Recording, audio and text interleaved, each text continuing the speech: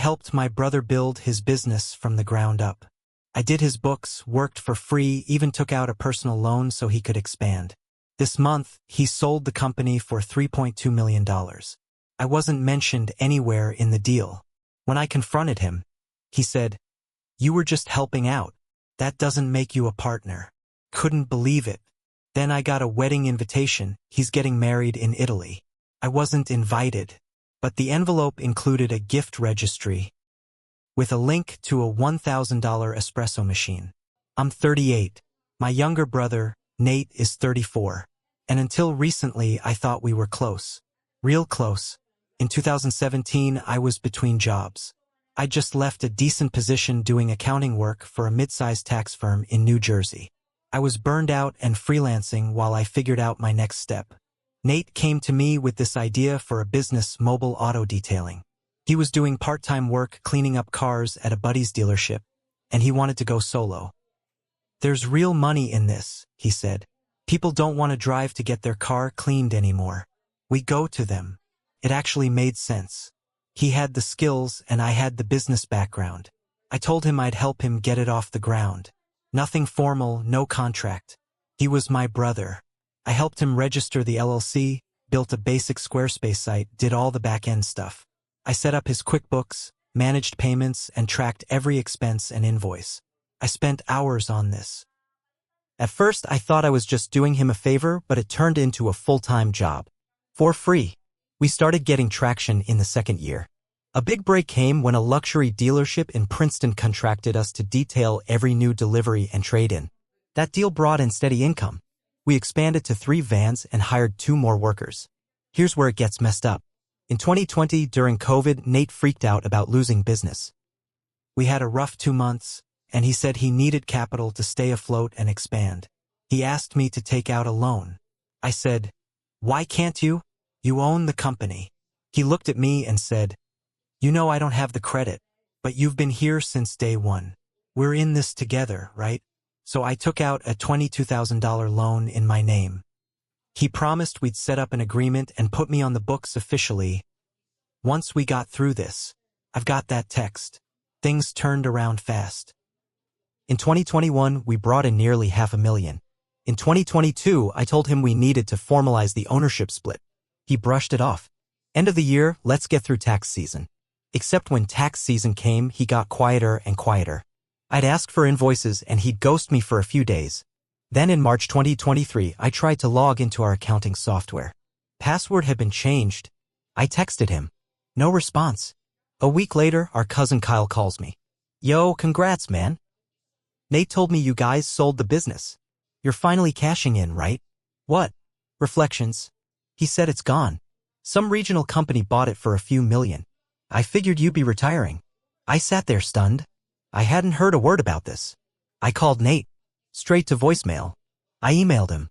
3 days later, he finally called. He acted like nothing was wrong. "Yeah, I sold the company. It happened quick.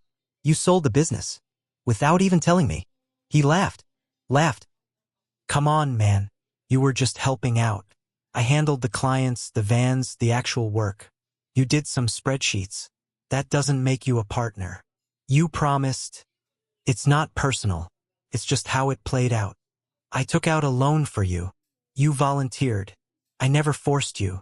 Then, to top it off, he said, "I'll send you something as a thank you. How's $2,000 sound?" I felt like someone punched me in the chest. $2,000.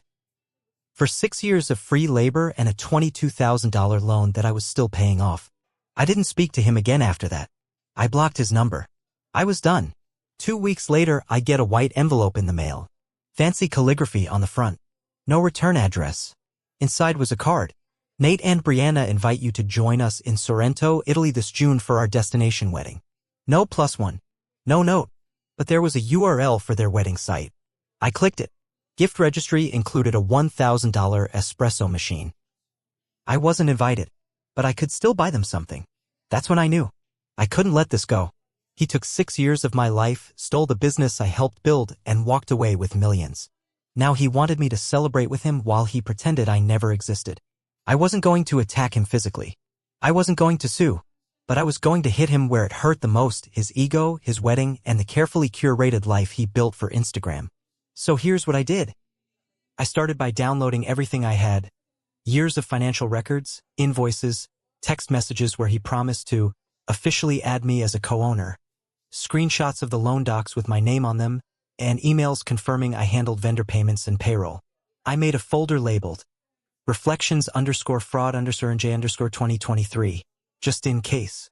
Then I made a few quiet calls. Remember that luxury dealership we had a detailing contract with? The manager, Darren, and I had a decent working relationship. I asked him casually if the new owners had transitioned in yet. He said, yeah, they came in a week ago. Some corporate types from Delaware. I asked if he knew the name. He told me, Slick Shine Group.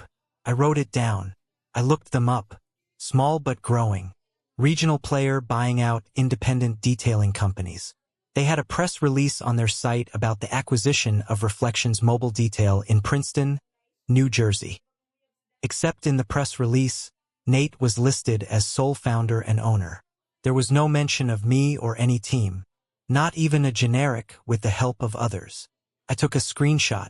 Then I called a lawyer. Not to sue him yet. I just wanted to know my options. She told me if I had proof of partnership or equity interest, I might have a case. But since I wasn't officially listed, it would be hard to go after the company. The contract was with Nate, not me. Fine. But I knew something else. Nate lied to Slick Shine about having full ownership, and I could prove it. That might not help me get paid, but it could cause serious problems for him.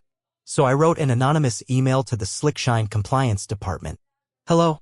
You may want to review the legal integrity of your recent acquisition of Reflections Mobile Detail. There is evidence that Mr. Nathan, last name, misrepresented his sole ownership in the sale. He had an unpaid partner who performed essential financial, administrative, and operational duties from 2017 to 2023 and contributed funds, including a personal loan used for expansion. Attached are copies of relevant documents and communications. I sent it with every screenshot, every invoice, every email. 3 days later, I got a response, "Thank you for this information. We are investigating internally." But I wasn't done. Next came the wedding. I wasn't invited, but I knew the venue. Thanks to the registry link, I found the full wedding itinerary. They were having a 5-day celebration at a resort in Sorrento. I knew where they were staying, when the guests were flying in, where the rehearsal dinner would be. And more importantly, I knew how to ruin it without showing my face. I went full recon mode. I created a fake Gmail account using a made-up name, Maggie D. I emailed the resort's event staff pretending to be the maid of honor. Said I needed to verify all vendor contacts so I could surprise the bride with a slideshow and other gifts. They gave me a full list of all vendors involved. DJ, caterer, wedding photographer, florist. Perfect. Then I reached out to every vendor separately, this time as a friend of the family asking to contribute a personal surprise at the event. I needed exact names of the accounts they had for payment, who signed the contracts, who had approval. It was all under Nate's name. Every single one. I called the florist and said I was his assistant and he wanted to change the flower arrangements. I gave them ridiculous instructions, subtle but humiliating. I asked for orange lilies and dyed blue hydrangeas. He wants a bolder color scheme. The florist was confused but agreed after I said I was confirming from his assistant line. I called the DJ and said the groom wanted to replace the first dance song with Cotton Eye Joe. Dead serious tone. Then I went after the slideshow. I submitted one. I made a wedding slideshow of photos from Nate's childhood, every embarrassing, greasy-haired, pimple-faced one I could find. I included videos of him trying and failing every stupid business idea he ever tried. A clip of him telling me in 2018, "Dude, we're gonna make it together, you and me." And I ended it with a text overlay, "I built this business with you. You sold it behind my back." No name. No context. Just that. I uploaded it under the name Shared Memories using the link the event planner gave me. They probably thought it was just part of the presentation. Then I waited. The wedding was set for June 12th. I didn't hear anything for about a week after I submitted the slideshow. I started to think maybe they figured it out and pulled it. But then, around June 15th, my cousin Jen called me. She had gone to the wedding. She didn't know what I'd done, nobody did, but she wasted no time filling me in. "Yo! Were you involved in the wedding somehow?" "What do you mean?" She paused, then said, "Let's just say some stuff went down." She told me the whole thing. The welcome dinner went off fine, but the rehearsal dinner was a mess. The flowers were all wrong. Like someone picked colors from a clown's birthday was how Jen put it. The bride's mother apparently flipped out when she saw the centerpieces. Brianna got upset enough to leave early and didn't talk to Nate the rest of the night. Then the wedding day came. The weather was good, the setup was beautiful, even with the weird flowers, but then came the slideshow. The resort had this setup where they projected it onto the wall at sunset. Everyone was sipping wine and clapping at the baby photos and school pics. Then the tone changed. Suddenly it cuts to Nate, looking all greasy and strung out, talking about how he was going to start a kombucha truck. Then another clip, him ranting about his crypto losses. Then screenshots of his texts to me from 2018. Once we get through busy season, I'll make it official. Then another text, you've been with me since day one. You're my partner, man. Dead silence in the room. People turned in their seats. And then the last slide. White background. Black text. I built this business with you. You sold it behind my back. According to Jen, Brianna lost it. She stood up and said, what the F*** is this? Nate had no clue. Everyone was looking at him. He apparently started yelling at the event planner, demanding to know who uploaded it. Brianna's dad stood up and said, you told us you built your business alone. That did it. The whole wedding party turned into chaos.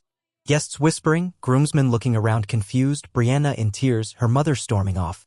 The slideshow was shut off immediately, but the damage was done. That wasn't all. Remember Slickshine? Jen mentioned in passing that 2 guys showed up at the resort that day. One of them pulled Nate aside for a private conversation. She thought it was strange, corporate types, stiff clothes, very not wedding energy. Turns out they were from Slickshine's legal team. They'd gotten my anonymous email and started digging. I wasn't the only one who had sent something. One of the employees I'd worked with for years, a guy Nate fired just before the sale, had reached out too. He told them Nate lied about his operational team and withheld unpaid contractor details. Slickshine was now investigating whether Nate had committed fraud during the sale. And here he was, standing in front of a half-collapsing wedding with $3.2 million in his account. But possibly none of it safe. I didn't say anything to Jen. I played dumb. Wow, that's nuts, I said. Wonder who would do that. But I wasn't finished. I had one more card to play, and it involved the loan. The $22,000 I borrowed for him, still unpaid, still hurting my credit. So I filed a civil claim in small claims court back in New Jersey. I attached the original text where he asked me to take out the loan bank statements showing the deposit into the business account, business expenses paid with the loan, a screenshot of his "You've been with me since day one" text. The court accepted it. He had to appear or submit a response within 30 days. I sent the notice to his new address, the fancy townhouse he bought in Hoboken with the money from the sale. Certified mail. Let's just say, Nate was about to have a very expensive summer. Nate didn't respond to the court notice. Not at first. I waited the full 30 days. Nothing. So I filed for a default judgment. Took another 2 weeks, but finally I got the notice in the mail. Judgment awarded. $22,000 plus $1,300 in interest and court fees. Now I had a legal win. Paper trail. A reason to pursue collections. He could ignore me all he wanted, but I had power now. Not just emotionally. Legally. Meanwhile, the fallout from the wedding kept spreading. A few weeks after the ceremony disaster, I heard through the grapevine that Brianna moved out. They were supposed to honeymoon in Santorini, but she flew home alone. People say she found out he'd lied about a lot more than the business. Turns out Nate had also told her parents that he came from money, that he funded the startup himself. She had no clue about the loan, about me, about any of it. After the slideshow and the confrontation from her dad, she asked Nate for the truth. He got defensive, called it ancient history. That didn't go over well. By August, she'd scrubbed all trace of him off her Instagram. Wedding photos gone. Last post was a quote that said, "A clean break is sometimes the most painful, but also the most honest."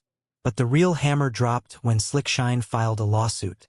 They were backing out of the deal, accusing Nate of misrepresenting ownership and hiding financial liabilities, namely me. I heard about it through the court records. They were suing for breach of contract and trying to reclaim part of the purchase. And guess what? They cited my documents as evidence. Emails, invoices, the loan. They even attached the wedding slideshow video, which someone had uploaded online. I didn't leak it, but I wasn't mad to see it out there. Nate tried to fight it. Said I was just his brother doing him a favor. But the documents showed otherwise. 6 years of work. My name on vendor forms. My fingerprints on everything. His lawyer tried to settle. They offered me $15,000 to sign a non-disclosure and walk away. I said no. They came back with $50,000. I still said no. Eventually, Nate called me. First time I heard his voice since that smug "you were just helping out" phone call. Please, he said. You proved your point. I'm losing everything. He sounded tired, defeated. I'm probably going to owe Slick Shine 6 figures. Brianna's gone. My name's trashed. You happy now? I took a breath. No, I said. But I'm not sorry either. We ended up settling out of court on my terms. He paid me $110,000, which covered the loan, interest, and what I would have earned if he'd made me partner at just 10% of the sale. I got it all in writing. He had no choice. The funny thing? I didn't want revenge when this started. I just wanted him to be fair. To keep his word. But the moment he said, "You were just helping out," he rewrote history and tried to erase me from it. So I rewrote it back. And now, he's broke, alone, under investigation, no business, no wife, no one clapping for him anymore.